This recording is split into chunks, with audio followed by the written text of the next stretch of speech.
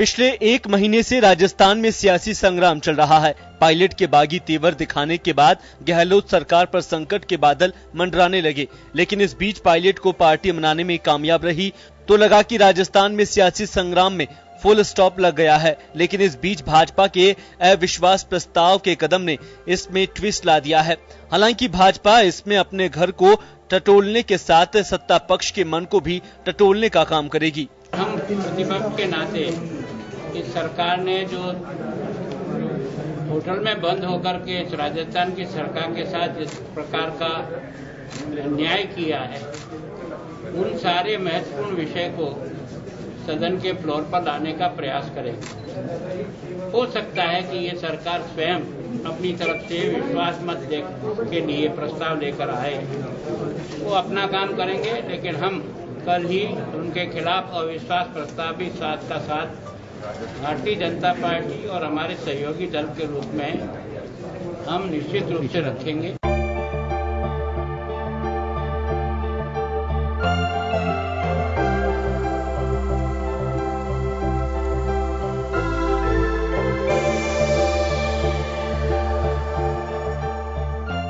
विधानसभा सत्र को लेकर भाजपा ने रणनीति बना ली है, जिसमें पिछले एक महीने से विधायकों की बाड़ाबंदी, जनप्रतिनिधियों के फोन टैपिंग, पायलट और गहलोत गुट में बटी सरकार, बढ़ता कोरोना संक्रमण, किसानों पर टिड्डियों की मार के साथ ही कई बिंदुओं पर सरकार को घेरने जा रही है। लेकिन उधर कांग्रेस ने भी विधायक दल के साथ चर्चा की, तो उधर विधायक दल की बैठक से पहले कांग्रेस संगठन महासचिव केसी वेणुगोपाल, प्रदेश अध्यक्ष गोविंद सिंह डोटासरा और ऑब्जर्वर अजय माकन के बीच अहम चर्चा हुई, जिसमें तय किया गया कि सत्ता पक्ष की ओर से भी सदन में विश्वास प्रस्ताव लाया जाएगा। राजस्थान के सियासी संग्राम का अभी पटाक्षेप नहीं हुआ है। हालांकि पायलट ने बागी तेवर छोड़ दिए हैं, राजस्थान की सियासत और सत्र को रोचक बना दिया है। हालांकि संख्या बल के आधार पर सरकार को कोई खतरा नहीं दिखाई दे रहा है। ब्यूरो रिपोर्ट, जन टीवी न्यूज, जयपुर।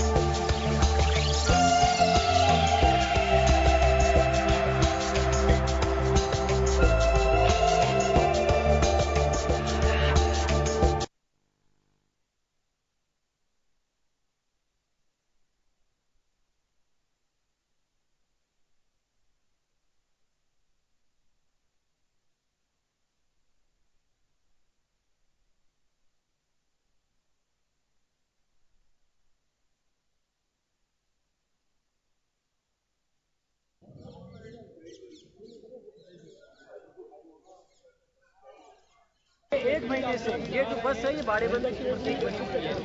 आगे आप देख सकते हैं।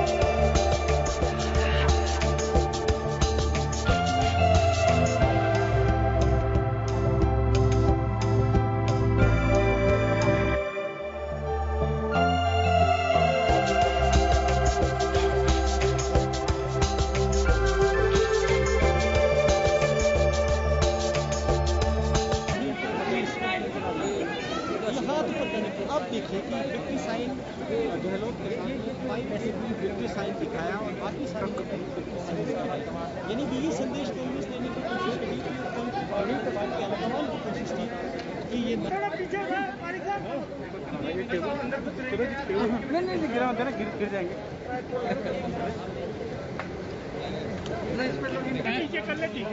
ये वही विधायक हैं जो कुछ दिनों पहले चल रही थी इस तरीके से।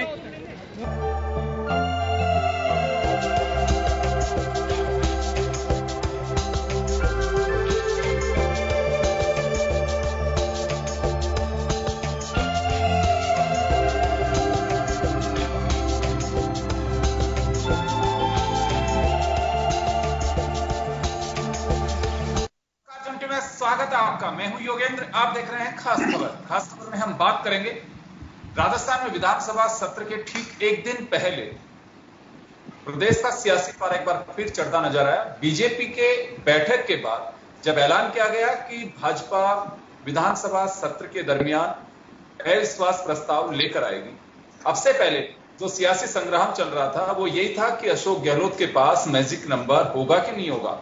लेकिन सचिन पायलट विधायक दल की बैठक से ठीक पहले केसी वेणुगोपाल के साथ अशोक गहलोत से मुलाकात हुई है।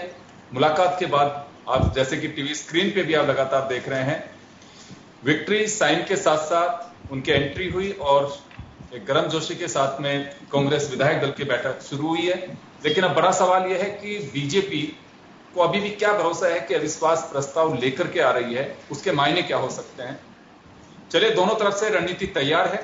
हाउस में फ्लोर टेस्ट की डिमांड की है और कहा है कि अविश्वास प्रस्ताव लेकर के आएंगे, तो साफ है कि कांग्रेस भी अपनी रणनीति पूरी तरह से करेगी। संख्या बल्कि अगर बात करें तो स्क्रीन पे आप लगातार देख रहे हैं कि 200 सदस्य विधानसभा में किसके खाते में कितने लोग जाते नजर आ रहे हैं। फिलहाल 75 विधायकों के साथ बीजेपी इस मोर्चे पे खड़ी हुई है, तो देखना होगा कि किस तरह से बीजेपी क्या अपने मंसूबों में कामयाब हो पाएगी या फिर सत्र से ठीक पहले गहलोत पायलट की मुलाकात इस अविश्वास प्रस्ताव को ध्वस्त करेंगे। तो चले, हमारे साथ इस मुद्दे पर चर्चा करने के लिए वरिष्ठ पत्रकार और समीक्षक ओम सैनी साहब हैं, वरिष्ठ पत्रकार श्याम सुंदर शर्मा साहब हमारे साथ हैं, भाजपा विधायक अविनाश गहलोत साहब हमारे साथ हैं, पूर्व मंत्री और कांग्रेस के दिग्गज नेता हरिमोहन शर्मा साहब हमारे साथ हैं। आप सभी का स्वागत है। मैं सबसे पहले अविनाश जी आप ही के पास आना चाहूंगा। संख्या बल लोकतंत्र में महत्वपूर्ण होती है, सरकार बनाने के लिए भी, अविश्वास प्रस्ताव लाने और गिराने के लिए भी। बीजेपी ऐलान कर चुकी है, क्योंकि आपके प्रदेश अध्यक्ष और सीएलपी लीडर दोनों कह चुके हैं कि अविश्वास प्रस्ताव लेकर के आए। कहा यही जा रहा है कि पहले दिन ही अविश्वास प्रस्ताव आएगा।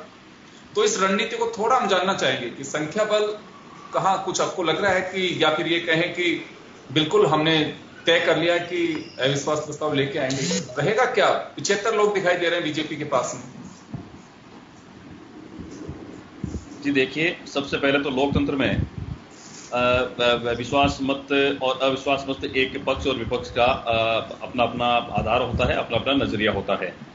लोकतंत्र में कहीं नहीं लिखा हुआ है कि आप लोग विधानसभा के अंदर अविश्वास प्रस्ताव नहीं ला सकते। हमारे पास में अभी की संख्या में अगर हम लोग देखें तो 75 हमारे पास में हैं, लेकिन जिस प्रकार से ये पिछले 1-1.5 महीने से जो घटनाक्रम राजस्थान की राजनीति में चल रहा है,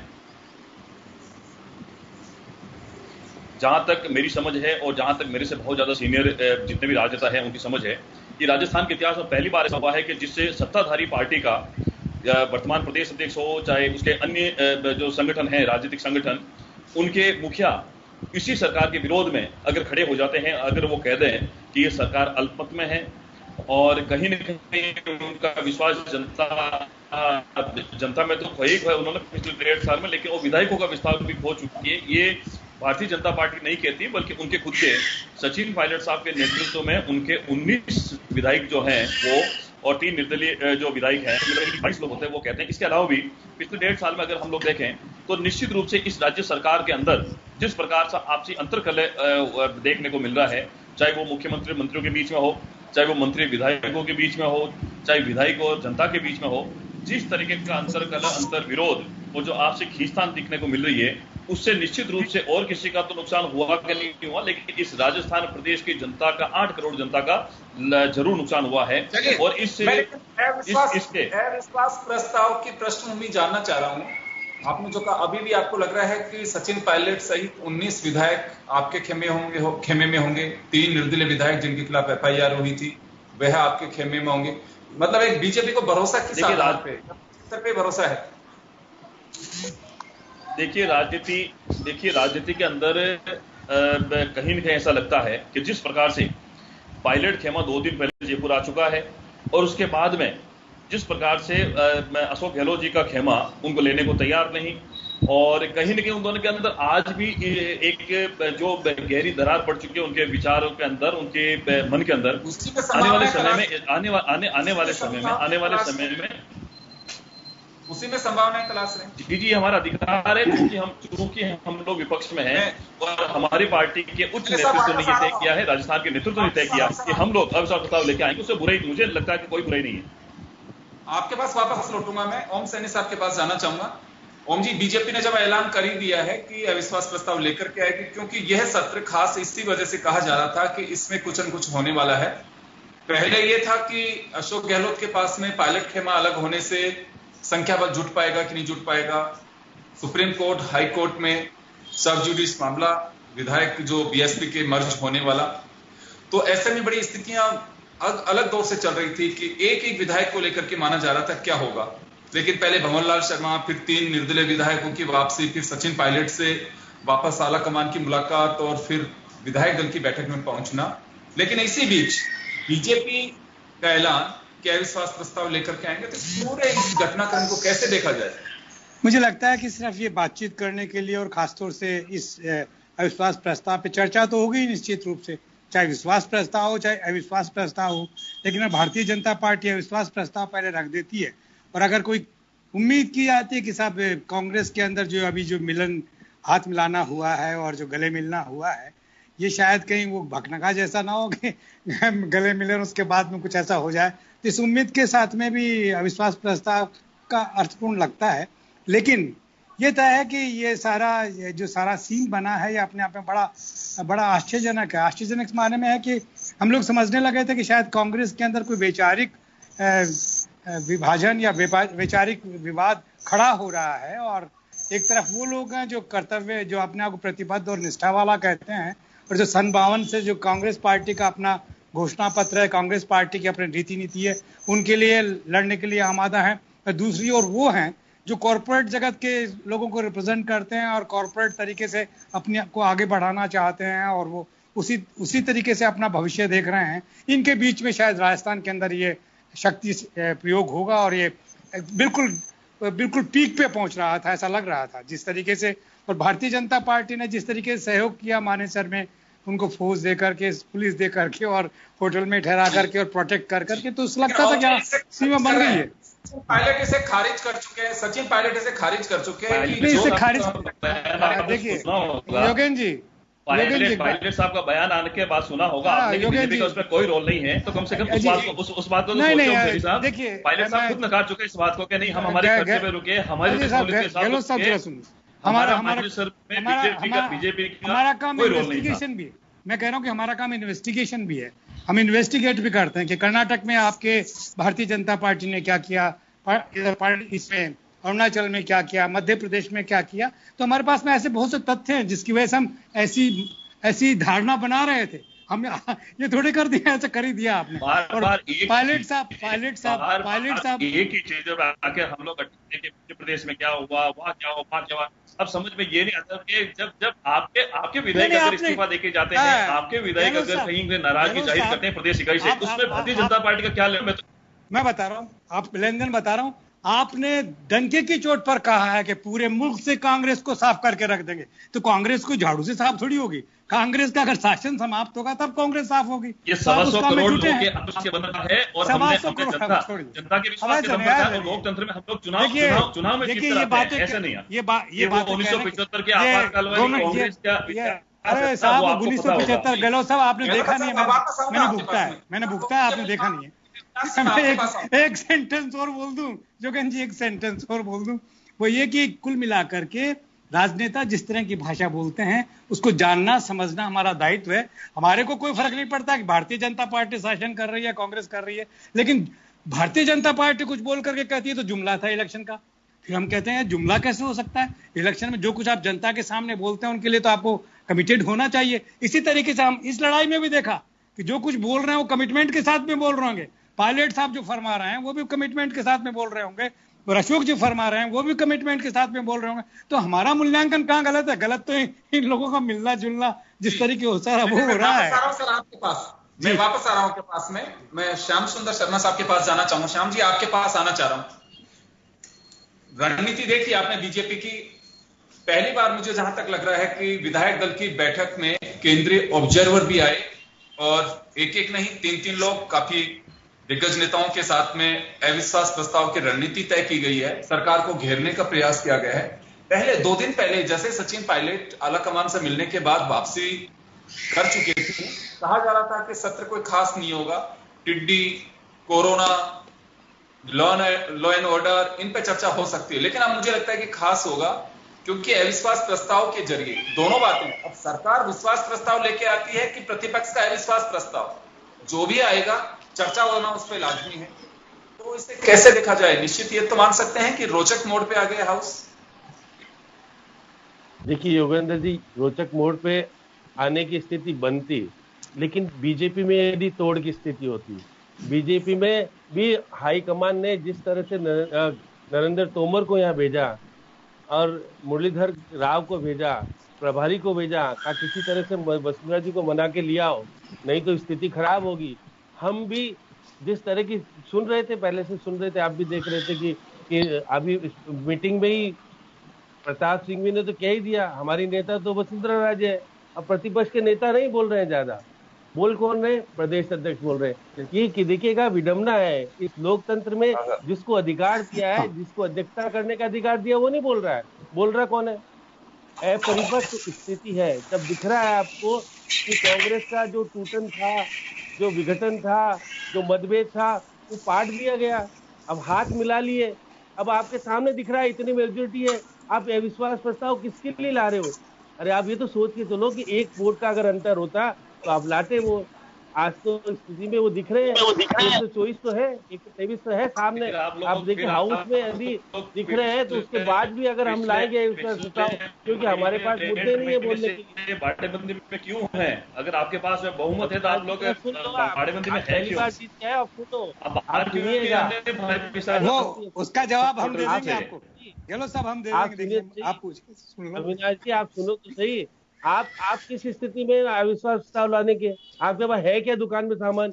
आप तो बैठते ही हो, दूसरी दुकान में सामान साथ में लेके बैठे हो। कह रहे हो आप कह रहे हो तो हम लाएंगे सरकार के पास। पहले था ये तो विधानसभा के सत्र में पता लगेगा। ये विधानसभा के सत्र में पता लगेगा किसके पास सामान है, किसके पास में नहीं है। ना पता तो लग गया, अब आपके सामने दिख रहा है, उसके बाद भी अगर लगेगा, लगता नहीं तो आपको दिखता क्या?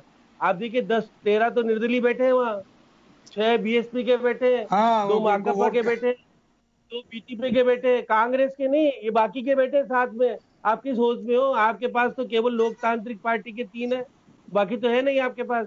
तो किस तरह से अविश्वास ला रहे हो आप? कम से देखिएगा, ये अपरिपक्व नेताओं की निशानी है, क्योंकि वसुंधरा जी को बोलने नहीं देते हो आप, बाकी को आप कर नहीं देते हो। प्रदेश अध्यक्ष हो गए हावी लोग। आप देखिए, मैं देख रहा था प्रेस कॉन्फ्रेंस में लोग, हमारी सम्मानित लीडर हैं और वसुंधरा जी ने आप बार-बार वसुंधरा जी का नाम लेकर, वसुंधरा जी का नाम लेकर अपने जो आपस के बीच की खींचतान है उसको कम करने का प्रयास कर रहे हैं। ये राजस्थान की जनता जानती है।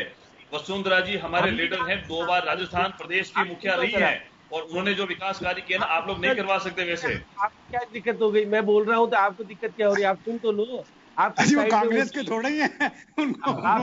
श्याम जी आपके पास श्याम जी एक बार आ रहा हूँ आपके पास में। हरिमोहन शर्मा साहब जुड़ चुके हैं। मैं एक बार कांग्रेस नेता हरिमोहन शर्मा की वो बोलेंगे वो जी। हरिमोहन जी आपके पास आना चाहूंगा मैं। चलिए, आप लोगों ने सचिन पायलट, अशोक गहलोत एक साथ बैठक में आ गए, उसकी साइन भी उन्होंने कर दिया है, लेकिन बीजेपी ने रणनीति अभी भी हमारे साथ दूसरे गहलोत साहब, अविनाश गहलोत जी जो बैठे हुए हैं, विधायक हैं भाजपा के, उनका कहना है कि आप फ्लोर का इंतजार करिए, वहां पता चलेगा क्या पोजीशन है, कौन वहां पास होता है, कौन फेल होता है। अभी भी बीजेपी को भरोसा है। हरिमोहन साहब,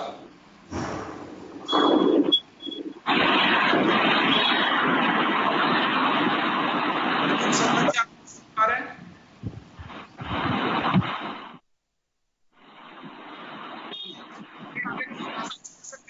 ब्रेक के बाद हम जल्द लौटते हैं।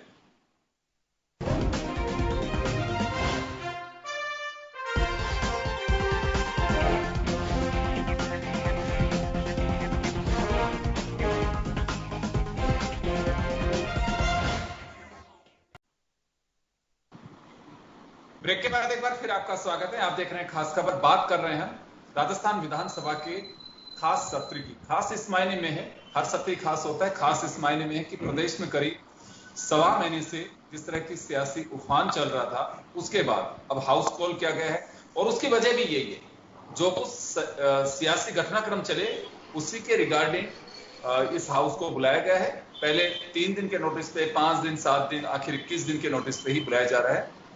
बीजेपी अविश्वास प्रस्ताव लेकर के आएगी। कांग्रेस अपनी रणनीति बना चुकी है और विधायक दल की बैठक में सचिन पायलट भी पहुंचे। हरिमोहन शर्मा साहब हमारे साथ हैं। मैं शर्मा साहब आपके पास आना चाहूंगा। कांग्रेस अपनी ओर से, यानी कि सरकार विश्वास मत लाएगी नहीं लाएगी, पत्ते खोलने से ठीक पहले बीजेपी यह कह रही है कि हम अविश्वास प्रस्ताव लेकर के आएंगे। तो संख्या बल के आधार पे तो अब कोई दिक्कत नहीं लगती। जो पहले दिक्कत थी तो इसे कैसे देखें? फिर भी लेकिन बीजेपी हिम्मत करके लेके आ रही है और अभी विधायक महोदय हमारे साथ बैठे हैं, उनका साफ दावा है कि आप हाउस में देखिएगा क्या होता है। हाउस से जब भी चलता है तो सेंसिटिवनेस बनी रहती है। मुझे इस बात का अफसोस है कि भारतीय जनता पार्टी विश्वास मत प्राप्त करने के लिए भी अनुरोध नहीं कर पाई इस संकट के समय। उनकी हिम्मत नहीं हो पाई, उनका नैतिक बल इतना गिरा हुआ था। तो वो ये चैलेंज तो देते कि स्थितियां ऐसी है तो आप कम से कम विश्वास मत प्राप्त करो। उनके सब लीडर्स ने कहा नहीं, हम विश्वास मत प्राप्त करने के लिए नहीं कहेंगे। और जब विश्वास मत प्राप्त करने से भी बहुत अधिक अच्छी स्थिति राजनीतिक दृष्टिकोण से परिप्रेक्ष्य और परिस्थितियां बदल गई, जब वो अविश्वास प्रस्ताव की बात करे तो इससे ज्यादा कोई मूर्खतापूर्ण बात कोई बीजेपी की सोच के नहीं हो सकती। आज की तारीख में जो खुले रूप में जो साफ दिख रहा है, किसी भी प्रकार का विघटन, कांग्रेस के किसी भी प्रकार का कोई मतभेद, किसी भी प्रकार का कोई इधर से उधर की बात नहीं दिख रही है। और ये बीजेपी वाले भी बहुत अच्छी तरह से जानते हैं। और पिछले 35 दिन में क्या हुआ था? आप ये बोल दो, दिन में सरकार विचार होटल में क्यों रही थी? आप तसल्ली से मेरी बात ये भी बता दें सर, आप बोलेंगे जब मैं अरे आप बोलेंगे जब मैं नहीं बोलूंगा, उत्तर दे दें। आप बोलेंगे जब मैं नहीं बोलूंगा। थोड़ा तसल्ली रखिए, पेशेंस रखिए। मैं जानता हूं आपकी राजनीतिक परिस्थितियां जो गुजरी है और जिस प्रकार के अमित शाह साहब ने मोदी साहब को इस पटकनी खानी पड़ी है राजस्थान में, आप शर्मसार हो। आपको उन नेताओं ने जिन्होंने पूरे देश की सरकारें बदलने का पूरा प्रयास किया और अनेक जगह की सरकारें बदली, लेकिन राजस्थान में अशोक गहलोत के नेतृत्व में वो इतनी पटकनी खाए कि शर्मसार हो रहे हैं मोदी साहब और आपके शाह साहब। उनको इस बात की पीड़ा है। और राजस्थान में जो आपका प्रदेश का जो संगठन है वो तो एक ऐसा संगठन है जो कुछ समझता ही नहीं है, न उसको राजनीति का ज्ञान है और न राजनीतिक परिस्थितियों का विश्लेषण करना जानता है। केवल एक ही काम करना है, अशोक गहलोत की आलोचना करो, इसके अलावा कुछ नहीं करना। आपका संगठन, मैं तो ये कहूंगा कि नाबालिग रूप में अशोक गहलोत जी ने क्या पिछले 1.5 साल में अशोक गहलोत जी ने क्या तो ज्यादा बढ़िया था। वसुंधरा जी को समला देते या कटारिया जी को समला देते। ये बिल्कुल नाबालिग हैं आपके लोग जो पॉलिटिकली मेच्योर नहीं है। और इस प्रकार राजनीतिक घटनाक्रम का किस परिप्रेक्ष्य में रास्ता किधर जा रहा है उसकी इनको कल्पना नहीं है। एक ही कल्पना है, अशोक गहलोत हटाओ, राजस्थान में कांग्रेस की सरकार हटाओ। उनकी क्या दुर्गति हुई होगी। और मैं पायलट साहब पिछले 1.5 साल में सिवाय मोदी जी और आरएसएस के अलावा किसको गाली दी आपने बताइए एक बार। आपने पिछले 1.5 साल में पिछले 1.5 साल में आपने राजस्थान में विकास करने की बजाय आपने सिर्फ मोदी जी और आरएसएस को गाली देने का प्रयास किया। आपको पता है जब कोरोना का इतना बड़ा संकट था, जब राजस्थान सरकार 5 स्टार होटल में थी, राजस्थान आपने क्या काम नहीं किया, मोदी जी और शाह जी ने क्या काम नहीं किया, क्या सोचा आपके बारे में आपको पता है? आप लोग कैसे फील्ड करते हैं? आपको पता है कोरोना के अंदर जब आपकी सबसे ज्यादा जवाबदारी थी, मोदी जी क्या करते बताऊं आपको? मोदी जी ने इसी कोरोना काल के अंदर 8.5 करोड़ किसानों के 17,000 करोड़ रुपए पीएम किसान के खाते में डाले हैं। ये काम नरेंद्र मोदी जी ने किया है। आपकी तरफ 5 स्टार होटल नहीं किए कभी हमारे तो 75 एमएलए स्वतंत्र रूप से काम कर रहे हैं, अपने क्षेत्र में काम करते हैं, जबकि सबसे ज्यादा आपकी जरूरत तब आप लोग 5 स्टार होटल किस मुंह से आप बात कर रहे हैं? अविनाश जी आपके पास आऊंगा। हरिमोहन जी से एक सवाल है मेरा। शर्मा साहब आपसे मेरा सवाल है, आप लोग आरोप लगा रहे हैं कि अमित शाह ने या बीजेपी ने सियासी क्वारंटाइन किया सचिन पायलट गुट के 18 एनालिस्ट को, लेकिन सचिन पायलट इस बात को खारिज कर चुके हैं कि हमें किसी बीजेपी के संरक्षण में नहीं रखा गया, हमने हमारी जेब से पैसे लगाए हैं, हम खुद हमारे साथियों के साथ होटल में ठहरे हुए थे। तो दो बातें हैं, आपकी पार्टी के नेता जिन्हें अब वापस से आपने गले लगा दिया वो खारिज कर रहे हैं, तो अब बीजेपी के माथे क्यों दोष मंडा जा रहा है? योगेंद्र जी, बहुत साफ सुथरी स्पष्ट राजनीति है। आपने अब तक नहीं देखा कि भारतीय जनता पार्टी का शीर्ष नेतृत्व सरकारें गिराने में बढ़ चढ़ करके हिस्सा ले रहा है। परेशानी इस बात की है कि जैसे आप सुन लें मेरी बात, आप बात सुन लें।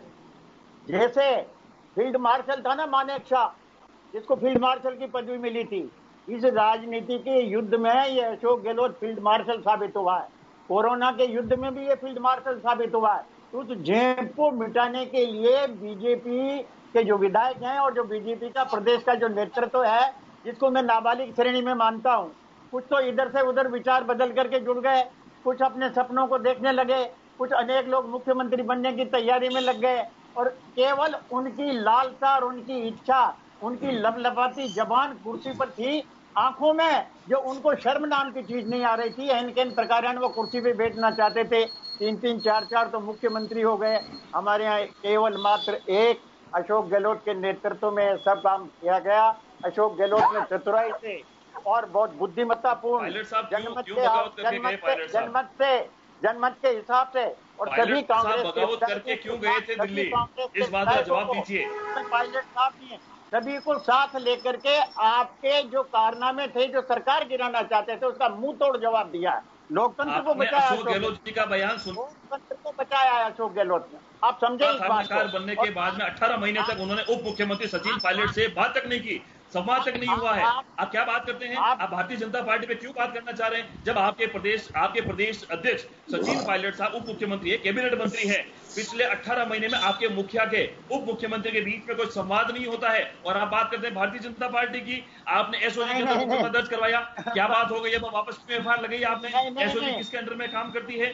आपने कहा था कि ये सरकार गिराने का काम भारतीय जनता पार्टी करती है। आजादी के बाद में आपने लगभग 92 बार भारतीय जनता पार्टी की और गैर कांग्रेसी चुनी हुई राज्य सरकारों को गिराया है। ये किसके कारनामे है? किस मुंह से आप लोकतांत्रिक मूल्यों की बात करते हैं? ये राजस्थान प्रदेश की जनता हो, चाहे हिंदुस्तान की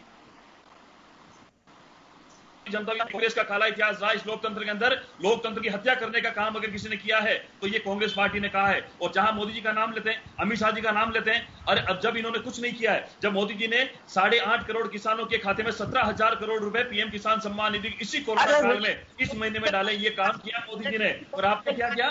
5 स्टार होटल्स के अंदर अपने विधायकों को बंद करके रख दिया। आपने पुलिस का पहरा बिठा दिया। आप 10 किलोमीटर के अंदर वहां को जा नहीं सकता, फर नहीं मार सकता। क्यों जयपुर के लेकर आपने जैसलमेर गए थे? राजीव मोदी साहब की मेहमान नवाजी आपने करवाई थी। आप जब जैसलमेर से वापस आ गए, अविनाश जी एक चीज मेरे साथ मैं जानना चाहता हूं, जैसलमेर से आप लोग जैसे वापस आ गए, फिर भी आपके एमएलए दोनों के बीच में, दोनों कैंपों के बीच में सवाल नहीं है। किस बात का डर है आपको? अविनाश जी एक सवाल है मेरा, मैं एक बात जानना चाहता हूं। लगातार बीजेपी हमले जो अशोक गहलोत पे कर रही है वो सरकार के फेलियर को लेकर करके नई बात नहीं है। जब कांग्रेस अपोजिशन में थी तो आप लोगों पे भी करती थी। मैं अभी तक किसी भी स्त्री मुख से ये नहीं सुन पा रहा हूं, 15वीं विधानसभा के किसी भी सत्र में, 5वां सत्र हो रहा है ये, अभी तक किसी ने ये नहीं कहा कि पूर्ववर्ती वसुंधरा राजे सरकार ने प्रदेश में ये किया। अभी भी आप उदाहरण दे रहे हो केंद्र सरकार के, तो अब से पहले राजस्थान में भी सरकारों ने काम किया है। भैरव सिंह शेखावत जी का कुछ नहीं किया जाता है, वसुंधरा जी का कोई जिक्र नहीं किया जाता है। एक फुल मेजोरिटी के साथ में आपकी सरकार रही, उससे ज्यादा अभी भी आप लोगों को केंद्र नेतृत्व पे भरोसा है कि केंद्र ने ऐसा किया है। मैं ये जानना चाहता हूं कि राजस्थान की सियासत में ऐसा क्या हुआ कि बीजेपी को अपने कर्मों पे, अपने कार्य पे, अपनी सरकार के जो किए हुए काम है उस पर इतना भरोसा नहीं है? अभी भी मोदी साहब और शाह साहब की जो जोड़ी है उसी के जो काम होने का जिक्र किया जा रहा है, ऐसा क्यों? मैं गहलोत साहब मेरा ज्ञान वर्धन के लिए आपसे जानना चाहता हूं मैं ये। जी अविनाश जी, मैं उस बात पे आऊंगा। अभी जो हरिप्रसाद जी भाई साहब ने कहा था, जी मैं उसी का जवाब दे रहा हूं। जो अभी कांग्रेस के जो हमारे सम्मानित साथी पूर्व मंत्री में उनका बहुत रिगार्ड करता हूं, आपने कहा था कि इस कोरोना काल के अंदर राज्य सरकार को गिराने का काम मोदी जी ने और अमित शाह जी ने किया है। मैंने उसके जवाब में कहा है कि इस 1.5 साल के अंदर ये जो सेकंड मोदी 2 का जो टेन्योर है उसके अंदर मोदी ने क्या क्या काम किया ये आपको भी पता है और ये पूरे देश की जनता जानती है।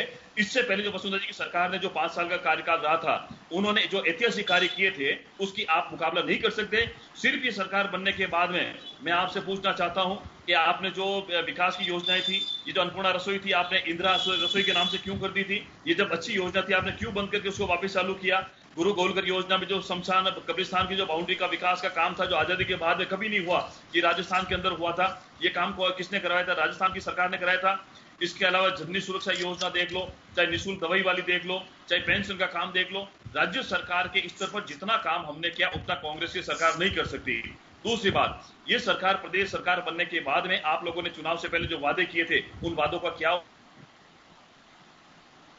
हुआ, विपक्ष में हमारा धर्म बनता है, लेकिन आपकी प्रदेश के अध्यक्ष जिसके नेतृत्व में ये 2018 के विधानसभा के चुनाव हुए, जिसको आपने बाद में उप मुख्यमंत्री बनाया, वो कहते हैं कि हमने इसलिए विरोध किया राज्य सरकार का कि इन्होंने पिछले 18 महीने में सरकार से जो वादे करके सत्ता में आए थे वो पूरे नहीं कर पा रहे थे।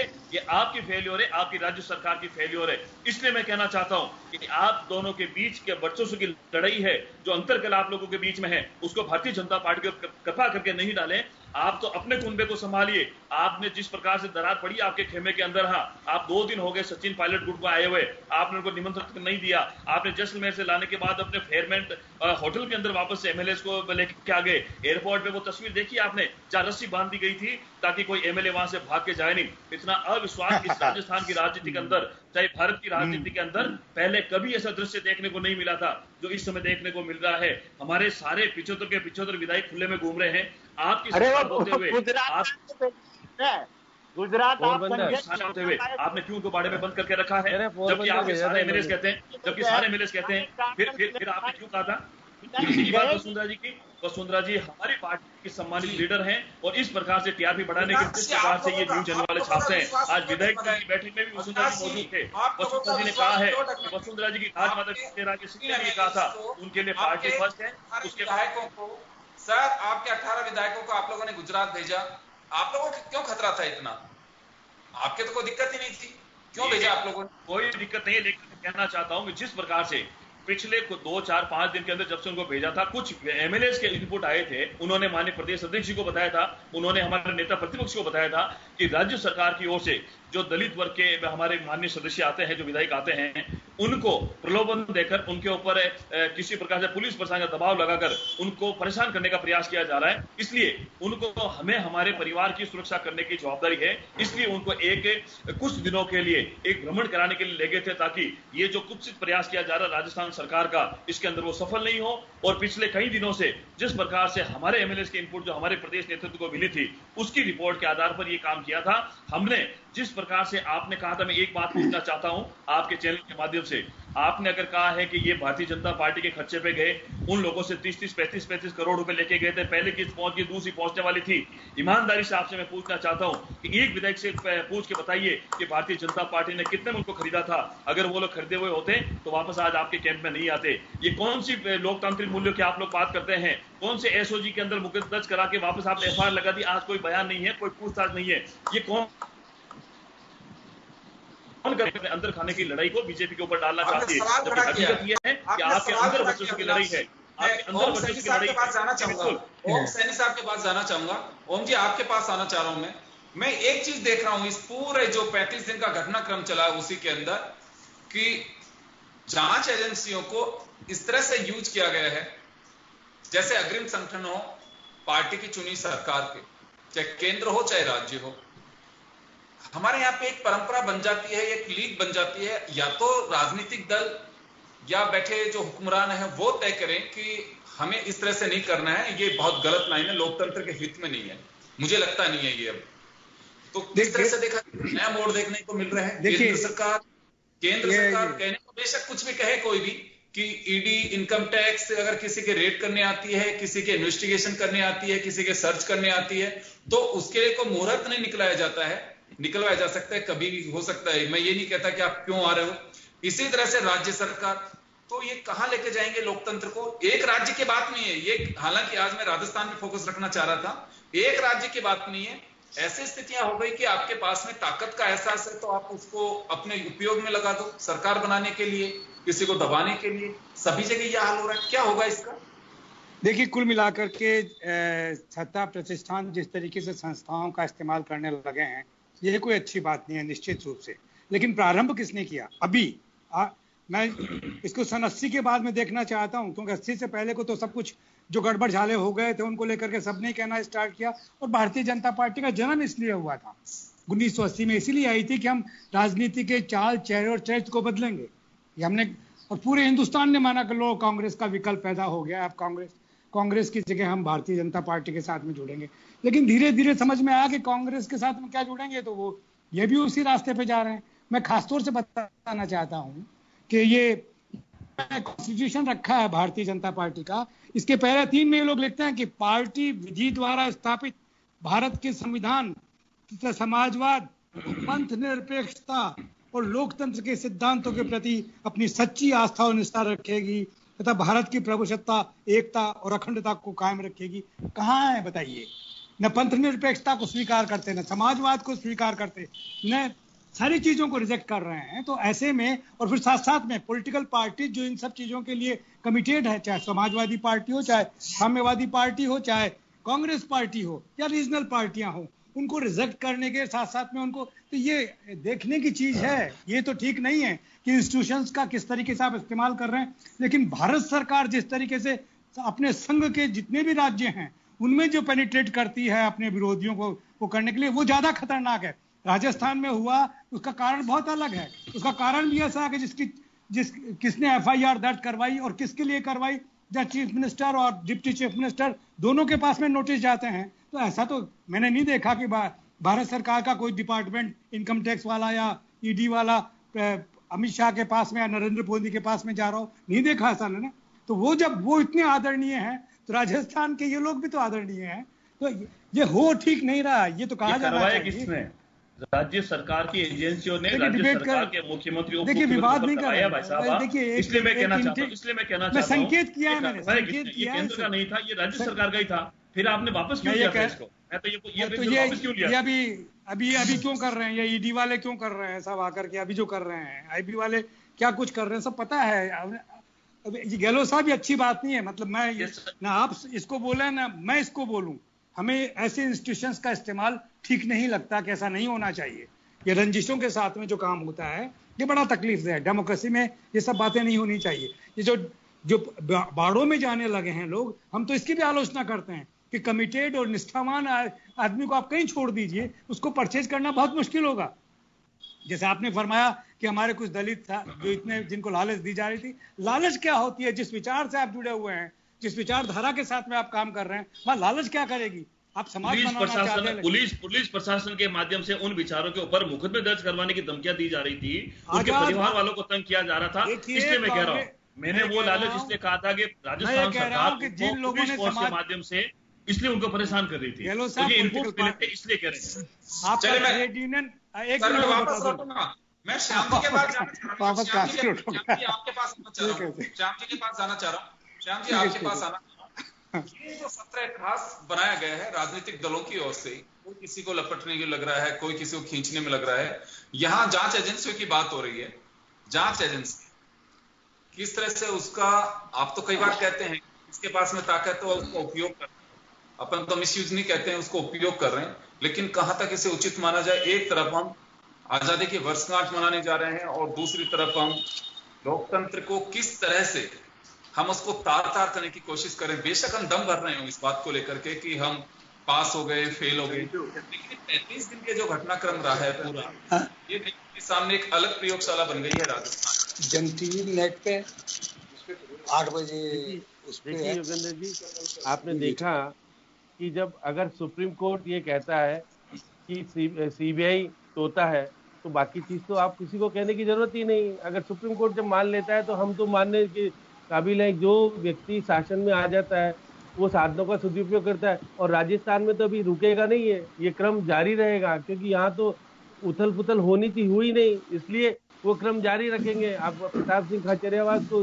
जांच के लिए बुलाया, बात हो रही है, जहाँ पे पासा फेंकने की जरूरत हो रही है मुख्यमंत्री के नजदीकी लोगों के आयकर का, ईडी का, सबके छापे डाले गए। ये जानते हैं क्यों डाले गए? किसी को विचलित करो। एक तरफ तो शासन देखिए जिस तरह से लोकतंत्र में संख्या बल बहुत महत्वपूर्ण होता है, वो संख्या बल एक जगह इकट्ठा करके रखने की कोशिश कर रहे हैं। दूसरी तरफ से आईबी, ईडी, सीबीआई लगा दो तो आगे चिंतित हो जाएगा, संख्या बल भूल जाएगा, वो खुद की दूसरी चीज में लग जाएगा। आप उसका भी तो बता दीजिए। ये कह रहा हूँ एसओजी और एसीबी। चले, ये तो बात हुई केंद्र सरकार के दबाव के बारे में। रही बात ईडी की, तो उनके खिलाफ पहले से मुकदमे चल रहे हैं। ईडी आईडी का भी है तो उनके खिलाफ पहले से मुकदमे चल रहे हैं, इसलिए 9 साल पहले का मुकदमा भी खुला है। आरोप लगा रही है कि एसओजी एसीबी के जरिए विधायकों को दबाने की कोशिश की जा रही है। अब ये सत्ता का खेल है। मैं कह रहा हूँ सदुपयोग कर रहे हैं, दोनों ही कर रहे हैं। मैं नहीं कह रहा हूँ कि केंद्र सरकार कर रही है कि राज्य सरकार नहीं कर रही है, क्योंकि सरकार को बचाए रखने के लिए, सरकार को स्थायित्व देने के लिए यदि होता है तो किसी भी सूरत में लोकतंत्र इसको गवा नहीं, लोकतंत्र के अंदर ये सब चीजें उचित नहीं मानी जानी चाहिए। अगर हो रहा है तो उसका खुल करके विरोध करना चाहिए, और ये बीजेपी वालों को भी कहना चाहिए कि हम अपने प्रधानमंत्री को, अपने गृह मंत्री को कहेंगे कि आप तो कम से कम मान्यता रखो, हम तो जब विरोध कर रहे हैं राज्य में तो केंद्र में ऐसा क्यों करा रहे हो। ये सारी चीजें दोनों ही पक्षों को सोचना पड़ेगा, दोनों पक्षों को लाना पड़ेगा, कहना पड़ेगा एक से नहीं। लेकिन लोकतंत्र में जो स्थितियां होनी चाहिए वो नहीं है।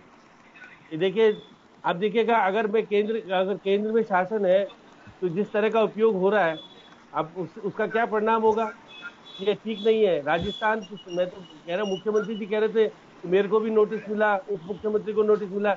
ये अच्छी बात है क्या? क्यों मिला? कारण क्या रहे?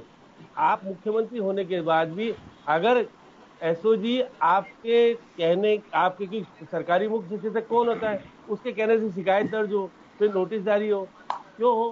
क्योंकि आपसे तालमेल नहीं रखा आपने। जो शिक्षा दीक्षा दी गई थी, कांग्रेस ने जो जिस तरह का सिद्धांत अपनाया था वो परिपूर्ण होकर के सामने नहीं आया। छोटे थे, समझाते, समझ में नहीं आया, क्योंकि जिस तरह से पकड़ ढीली हो गई, चले गए रूट करके, उसका अपना आज हाथ से हाथ मिलाया, गले से गला नहीं मिलाया। हरिमोहन जी, इनसे कहो, गले मिलाने की बात की थी, गले मिले थे, कहते खत्म हुआ सब कुछ, गले नहीं मिले, आज हाथ पे हाथ रख के मिलाया, कहा कि बराबर के हो गए, अब गले मिलेंगे तो कुछ और हो जाएगा। इसलिए ये दोनों हाथ इसलिए मिले, एक दूसरे को काटने के लिए मिले हैं। अब ये हाथ एक दूसरे को काटने के लिए मिले हैं। अरे आप तो वसुंधरा की बात कर रहे हैं। वसुंधरा जी की बात सुन लोगे तो फिर बात ही नहीं करोगे। ये तोमर साहब को क्यों लाया गया? आप दूसरों को लाते हैं तो बहुत सारी, तोमर साहब का यह समधियाना है, यहाँ पर उनके बेटे का ससुराल है, आपको पता है, यहाँ पे जयपुर में उनका भैरू सिंह जी से नेता जुड़ा हुआ है, पुरैले भी जुड़ा था, अब जुड़ा है, वो बहुत तरीके से जुड़ा हुआ है, तो उनको लाया क्यों गया? तोमर साहब हमारे संभावित लीडर हैं केंद्र से, और इस प्रकार के विशेष सत्रों में हमारे केंद्र से अगर कोई पदाधिकारी आते हैं, कोई नेता अगर आते हैं, तो निश्चित रूप से उनका मार्गदर्शन मिलता है। इसमें बड़ी बात कहाँ हो गई? अगर वसुंधरा जी केंद्र में देने के लिए राज्य अपने शर्मा जी को सुनो, तो आप लोग कहते हैं, हरिमोहन जी साहब से सुनो जरा, हरिमोहन जी आपके पास आना चाह रहा हूँ, हरिमोहन जी को पास आना चाहूंगा सर। क्या यहाँ दे रहा हूँ, माना जाए आश्वस्त है कांग्रेस पूरी तरह, फ्लोर टेस्ट के लिए आश्वस्त है कांग्रेस पूरी तरह? आश्वस्त तो अब तो कौन सा ऐसा पत्रकार और कौन सा ऐसा टीवी चैनल है जो इस बात पर विश्वास नहीं कर रहा? ये तो प्रश्न ही है, एक ऐसा है, ये खुद भी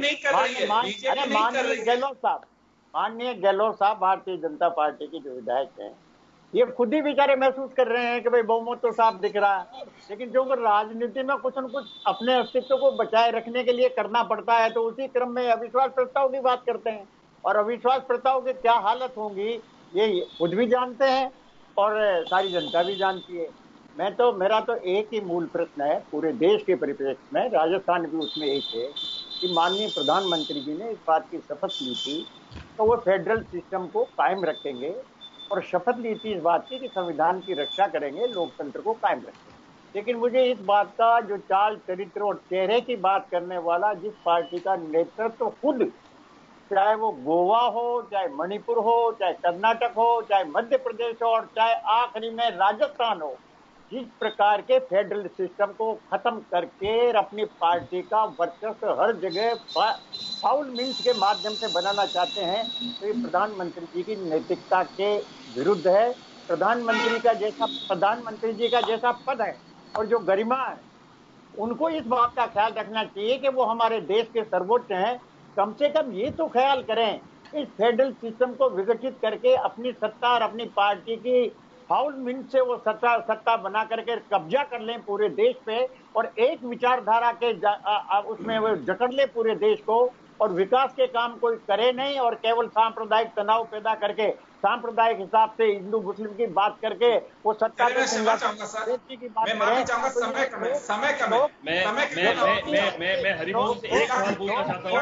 जिस सांप्रदायिक हिंसा की आपने बात करी, मुझे एक सवाल का जवाब आप दे दीजिए, मुझे एक बात का सवाल का जवाब दीजिए। अगर यूपी में एक साइकिल भी अगर पंचर हो जाती है, आपने राहुल गांधी जी और प्रियंका वाड्रा जी इंदौर के अंदर आपकी पार्टी के दलित कांग्रेस समिति का घर चला दिया जाता है, लेकिन आपके कांग्रेस के एक व्यक्ति का मुंह नहीं खुला, एक लीडर ने उसके ऊपर प्रतिक्रिया व्यक्त नहीं की, क्योंकि मुस्लिम लोगों ने दलित कांग्रेस एमएलए का घर जला दिया था और इसलिए आपके मुंह बंद है, क्योंकि आपको पता है कि आपका वोट बैंक कहीं ना कहीं टूट जाएगा। इसलिए करने का काम कांग्रेस ने किया है, तुष्टीकरण की राजनीति का काम कांग्रेस ने किया है। अगर हिम्मत है आपके अंदर तो कांग्रेस का घर जलाया था बेंगलोर में, उसको 24 घंटे में मान जाएंगे। क्या बात करते हैं आप? सांप्रदायिक रहने की बात भारतीय जनता पार्टी पर डालते हैं। उसके पता नहीं आप राज्य में कितनी बार आपके कांग्रेस के शासन से हजारों बार कहीं न कहीं दंगे हुए, कई ऐसी घटनाएं हुई और आप कहते हैं 500 सालों के बाद में इस हिंदुस्तान में भगवान श्री राम जी के मंदिर का शिलान्यास हुआ है। कहाँ गए थे? क्यों आपके मुंह पे ताले लग गए थे? आप लोगों ने तो इसकी कल्पना भी नहीं की। आप लोगों ने इसको तो कहा था कि ये कल्पित है, इसका कोई अस्तित्व नहीं है, ये सुप्रीम कोर्ट में हलफनामा देने वाले आप लोग हैं। और आप किस मुंह से कहते हैं? सांप्रदायिक सौहार्द की बात तो आपके मुंह से अच्छी नहीं लगती है, तो कृपा करके आप इस पॉलिसी के अंदर अपने अंदर ही रखें। ये आपको समझ नहीं देता इस हिंदुस्तान की करोड़ आवाम भी जानती है कि आपको कैसा त्योहार आपकी कथनी में कितना फर्क है। तो सुप्रीम कोर्ट को धन्यवाद। समय हो चुका है, मैं माफी चाहूंगा, रोकना चाहूंगा आप लोगों को, आप लोगों को रोकना चाहूंगा, उन्होंने कम से कम आस्था के भगवान श्री राम।